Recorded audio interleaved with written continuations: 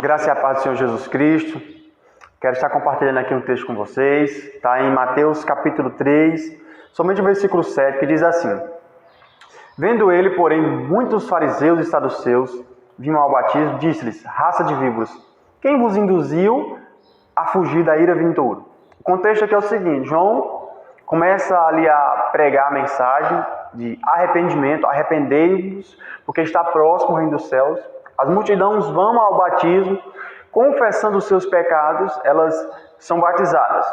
Dentre a multidão, João vê saduceus e fariseus, homens que eram as castas tinham mais evidência em Israel, os mais ricos, os fariseus, tinham muito conhecimento ali, desprezavam o conhecimento de Deus, no caso de Jesus, eles desprezavam. Mas aqui nós vemos que esses homens eram irreverentes e pecadores e não queriam arrepender-se. Mas o choque é, como que eles não querem se arrepender e vêm ao batismo? João chama eles aqui de víboras.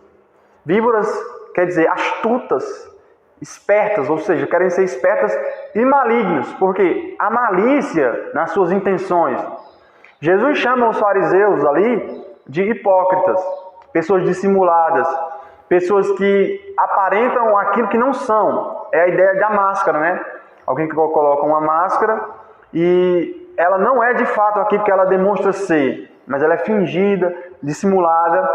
E João aqui diz: quem foi que induziu vocês a fugir da ira vindoura? Porque a intenção deles era irem ao batismo, batizar-se, e dessa forma eles fugiriam da ira vindoura. Mas eles não queriam mudar o seu caráter, não queriam ter atitudes, digamos, de arrependimento. João diz mais embaixo, no verso 8: produzir, pois, frutos dignos de arrependimento. Alguém que queria ir ao batismo, mas ao invés de fugir da ira vindoura, ele queria ir para dissimular, sem produzir os frutos, sem mudança no caráter, sem mudança nos hábitos. Aplicando para nós hoje, é como se alguém viesse à igreja, viesse aos cultos, mas ele não quer mudança, ele não quer transformação, ele quer a roupa evangélica, ele quer vir aos cultos evangélicos, mas ele não está indo ali com a intenção de arrependimento ou de confessar os seus pecados e ter uma nova vida, como diz a palavra de Deus. Aquele que está em Cristo, nova criatura é. As coisas velhas se passaram, eis que tudo se fez novo. Mas muitos cristãos, ou pessoas que se dizem cristãs, elas querem vir ao culto, mas não querem deixar a mentira, não querem deixar os vícios, a prostituição, a lascívia. Muda o ambiente, mas não muda os hábitos. É muito a enfermidade que a igreja brasileira tem passado. Mais de 50 milhões de evangélicos, mas sem mudança real no caráter, sem influência. Ora, a Bíblia diz que nós somos o sal do mundo, a luz do mundo, o sal da terra, a luz do mundo. Mas nós não vemos essa influência do cristão na sociedade. Logo, nós somos levados a pensar que os cristãos eles estão dissimulando algo que eles não são. Eles estão ali dissimulando uma fé falsa, uma fé que Tiago vai dizer assim, uma fé sem obras é morta, uma fé sem mudança não tem utilidade, uma fé sem transformação. Lá em 1 João diz assim: Deus é luz e nele não há treva nenhuma. Aquele que diz que mantém comunhão com Deus, com Ele, no caso, e anda em trevas, é mentiroso e não pratica a verdade.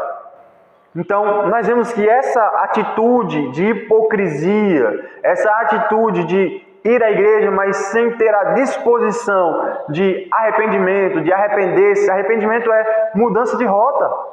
É alguém que estava caminhando em direção a uma rota, ao se deparar com a mensagem do Evangelho de arrependimento, ele muda a sua rota. É a história de Paulo, é a história de Pedro, é a história de muitas pessoas que se arrependeram, que mudaram a rota.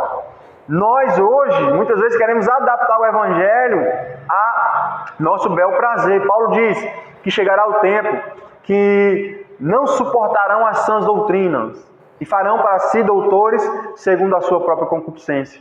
A mensagem da cruz, que é arrependimento, já não surte efeito em corações imensos. É como se estivéssemos como aqueles homens que Estevão vai dizer, homens incircuncisos de coração e de ouvido. Vós sempre resisti ao Espírito Santo. Ali no Sinédrio, Estevão dá esse discurso, dizendo que, olha, vocês sempre resistem ao Espírito Santo. Assim há pessoas que culto após culto ouvem a palavra, não há mudança, não há transformação, não há um caráter aprovado, mas continuam indo à igreja, como se dessa forma eles iriam fugir da ira vindoura. Amém? Eu quero orar por essa palavra, orar pela sua vida. Senhor Deus e Pai, quero estar orando, Senhor, por essas pessoas que irão ouvir a Tua palavra. Pai, produza em nós, Senhor, frutos dignos de arrependimento. Nos faça, Senhor, ser cristãos verdadeiros, Senhor, que andam em retidão diante do Senhor. Nos faça viver uma vida de santificação, de boas obras, Senhor, para que o Senhor seja glorificado, Senhor. Assim eu te oro, em nome de Jesus. Amém. Amém, meu irmão. Espero que você tenha sido abençoado com essa palavra. Já peço que você ouça essa mensagem, compartilhe para que mais pessoas sejam abençoadas. Amém? Glória a Deus.